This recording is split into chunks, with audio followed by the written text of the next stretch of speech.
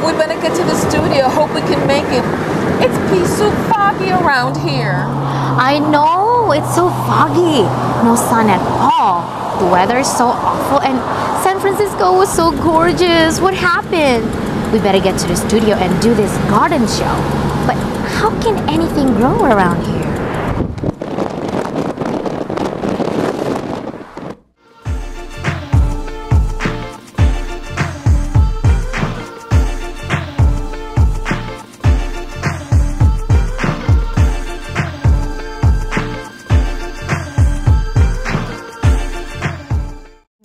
Hi, welcome. It's Margarita Cardenas once again with another segment of Urban Traditions.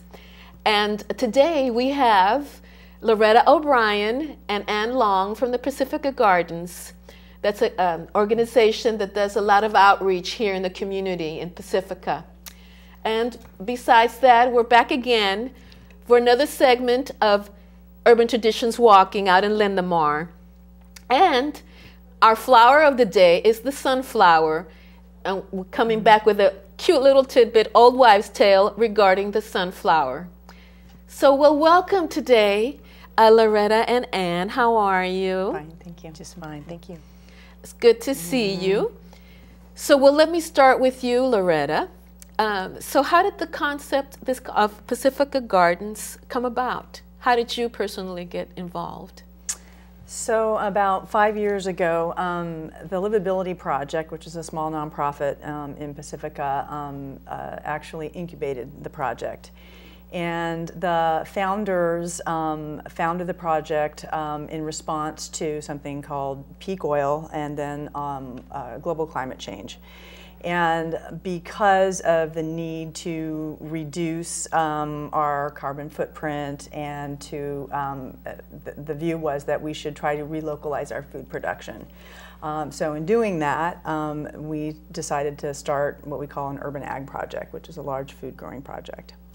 So explain to us, what is the carbon footprint? So when we talk about our carbon footprint, we're actually talking about individuals or communities. We're really talking about how much carbon emissions actually we throw into the atmosphere. So as part of our need to reduce carbon emissions, we kind of look at ways in which individuals can reduce what we do personally. And the agricultural system in this country is the single biggest contributor to greenhouse gases, and that's about 37% of the greenhouse gases actually come from the way in which we produce our food. And so the closer we get our food production to where it is consumed, we actually then have the opportunity to reduce our personal and community carbon footprint. And that's really one of the major focuses, and that's how the whole project really got started. And you told me that you championed gardening the native plants. Why? Why is it so important to garden with the native plants? Right. When we talk about growing food, you know, some people not necessarily think, oh, gee, I'm going to plant natives. We've converted a soccer field into a vegetable growing or a food growing project, and there's not a lot of plants out there, and there's really nothing that's actually going to help attract some of the insects that we need, including bees. And so by integrating natives into the whole garden, we create more of an ecologically balanced garden, one in which that will attract pollinators, bees and flies and other things, but also to other insects that can help with pest control and yeah, just, you know, so we actually can get those insects in. And like I said, the garden was flat and there was nothing out there, so we started planting natives. Okay, and so now there's everywhere you see there's warnings about bees being extinct. Can you explain to us how this is coming about? Right. So I think most people are aware of something called colony collapse, and which is a global reduction of the bees, and bees are extremely important for us for food production, because about 1/3 of all the food that we eat actually requires pollination from some insect, especially bees. So when we're looking at this dramatic collapse of the bees and reduction in the bee population worldwide, we're also looking at a decline in our own ability to grow enough food for ourselves. And so when we are planting our garden and we're looking at ecological balance, we really need to make sure that we can assist with that process of planting the plants that are going to attract, in our situation, native bees. And so how did you get the land and the sponsors, your sponsors for this? So when Livability was designing the project and incubating it, we were looking for various places throughout Pacifica, and Pacifica School District had a soccer field at the Lindemar Education Center that was at that point unused, and the district was unable to actually maintain it, and then called us and said that we have the soccer field, you're more than welcome to convert it into a garden, and so we did. You know, and with that, we have some grant funding, initial grant funding from Kaiser Permanente, and Kaiser actually continues to fund our children's education program. We've had Silicon Valley Community Foundation funded us for 3 years for our food donation program with the Pacifica Resource Center, and we were very, very grateful to get an infrastructure grant from a local foundation, the Sam Maza Foundation, which paid for all of our infrastructure. And initial funding came from the Foundation for Sustainability and Innovation, and in addition to that, the Pacifica Gardens is actually fiscally sponsored by Pacifica's Environmental Family, which allows us to be our own 501c3. Great. Yeah, so. Yeah, and well, you don't do all this work all by yourself. Oh no. So how do you get all this done, all this work done? We have, through our volunteers, and it's sort of, you know, been a joke that, you know, if you have 40 friends who are willing to put in 200 hours each, you can actually do it.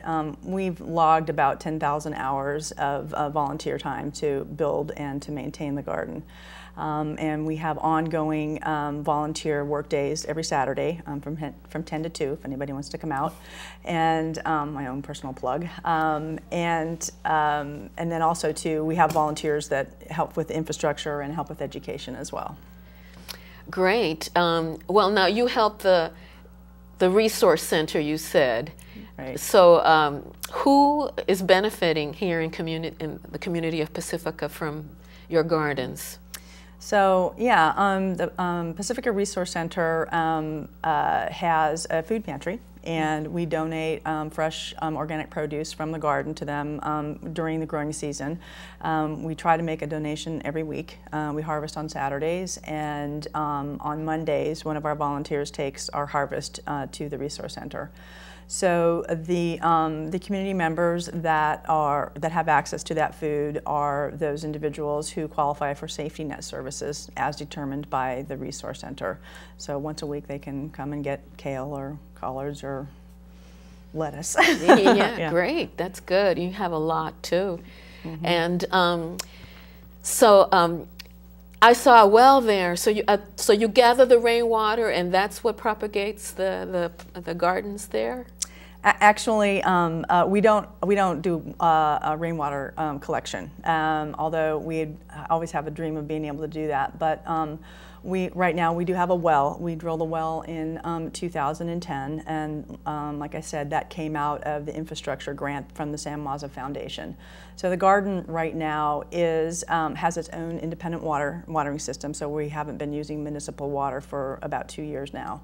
And that grant also allowed us to install a brand new irrigation system. So we have some drip irrigation, and we have spigots everywhere. So yeah. Great.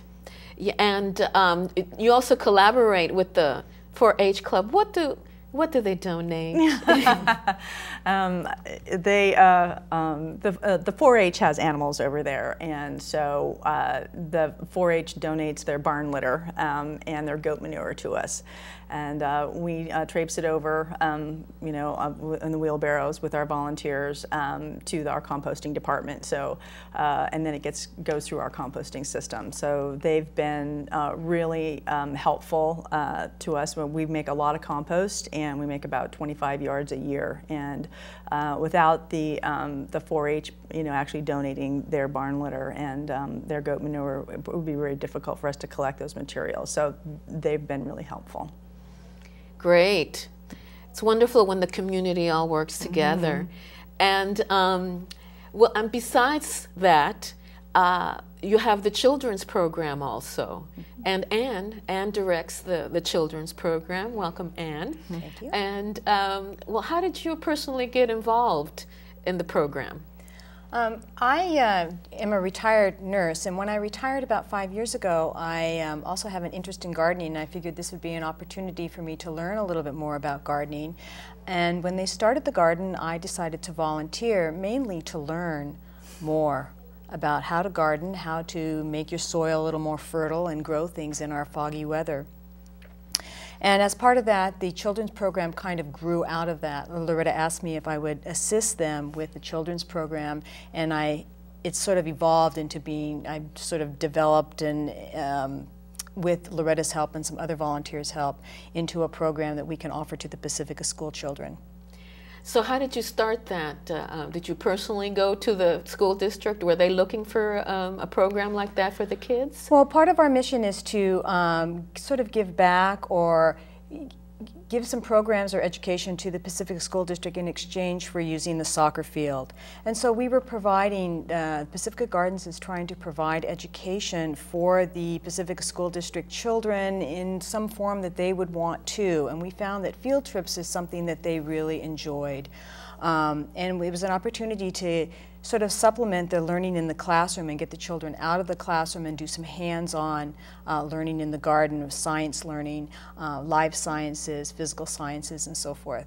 So we try to match it a little bit with the curriculum as much as we can, but primarily get the children out of the classroom and doing hands-on gardening. And so who helps you with that? It's not just you by yourself, right? Once again, we rely on our core volunteers. And there are several volunteers that enjoy teaching the children, being around children, and none of us really have, in fact, none of us have professional teaching credentials. Most of us just have an interest in gardening and an interest in teaching the little that we know about the garden to the children.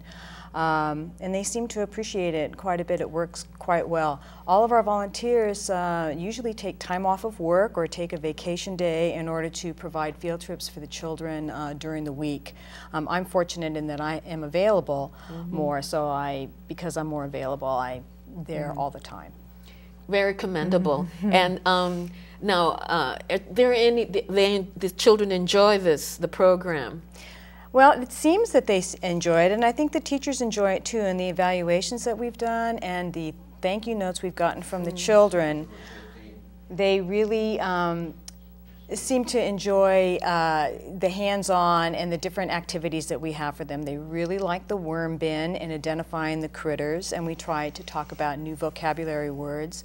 They get an opportunity to plant, and they get an opportunity to understand the nitrogen cycle. We also do some exercises with the water cycle. So we're trying to do some science teaching and supplement vocabulary and science that the teacher is doing in the classroom. Wonderful. I know. I noticed that compost bin was, so popular. Right. The kids just love playing with the worms and identifying the small critters with their magnifying glasses. Yeah, that was great. A lot of terminology there. Yes.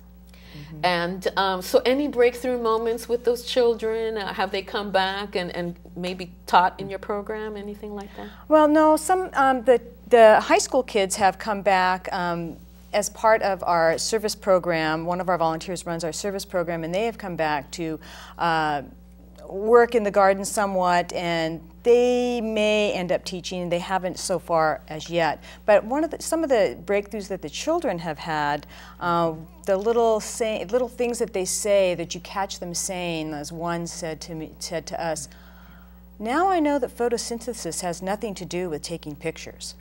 Oh my God. So we thought that was great. We taught them about photosynthesis and they really understood it. Yeah, excellent. Yes, yeah, that's a breakthrough moment, really. Yes. And so now we're going to go to Linda Marr and to our UT walking segment. We have Matt Ardoni. Let's go to Linda Marr. I'd probably make like tomatoes or lettuce, Brussels sprouts, you know. Oh, good. I'd probably make my own crops. I wouldn't have to come to Safeway so much. Exactly. Good. So what question would you have for our expert? We're going to have an expert on the show, and what question would you have for him to grow these actual... How do you keep your soil real fertile? Excellent question. And so, Loretta, how can he keep his soil more fertile? Compost, and more compost. That is the single best and biggest thing that any home gardener can do. And I would strongly suggest that people learn to make their own compost. That's the most valuable compost, the compost that has the most life in it. If you don't know how to make your own compost, Pacifica Gardens collaborates with San Mateo County Recycle Works, and we have 4 or 5 compost workshops at the garden throughout the growing season. They can just go to our website and can see what the next one is scheduled. So that's the big thing. At our garden, we do a couple of things to maintain soil fertility and sustainability of our whole process, and that is we rotate the crops. So I have a schedule and I rotate. I don't plant the same family every year after year, and I do this kind of a detailed crop rotation. And then the other thing that anybody can do as well is plant cover crops. And if you're not growing in the winter time, you can definitely do that. Cover crops are things like fava, nitrogen fixing legumes, Austrian peas, beans, and vetch, and all those are really, really valuable to the soil. So he can do that as well when he's not growing his vegetables. Those are ways he can do it. Great. So now we have an old wives' tale about sunflowers. And it's believed that it fights smallpox if you put it around your neck in a sack or as beads.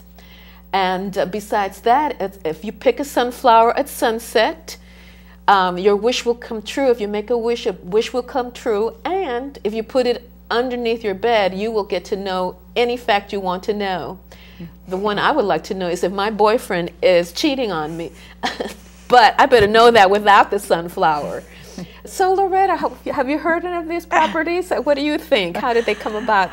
Actually, I am unaware of the magical qualities of the sunflower, but I do know that the sunflowers are always a big hit at the garden, and everybody really enjoys them. The kids enjoy them. We've used them as part of our education program.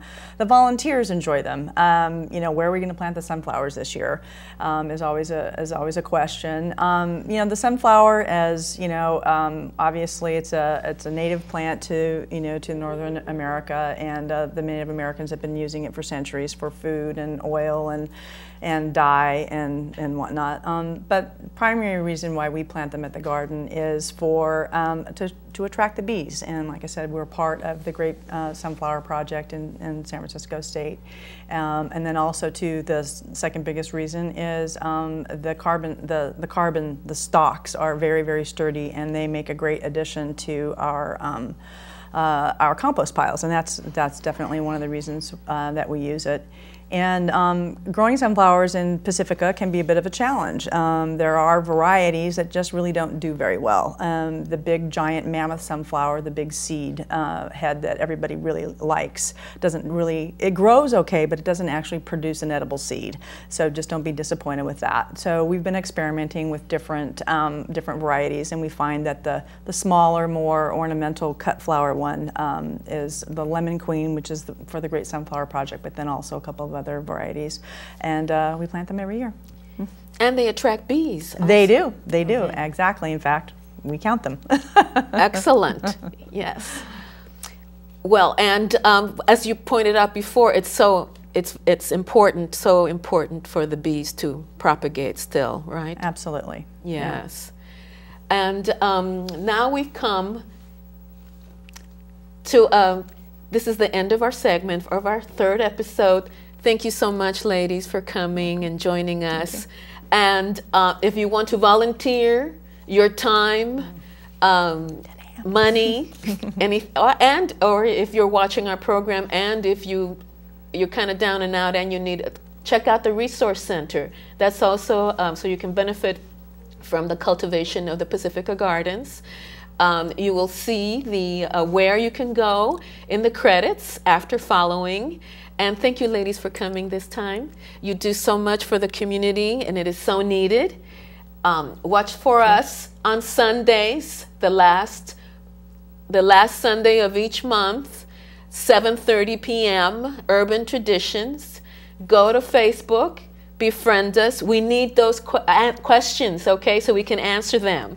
And compost, compost, compost.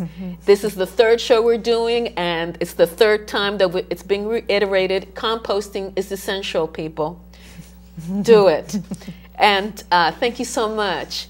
We're going to see you next time, okay? Last Sunday of the month, 7:30 p.m. Thank you and goodbye.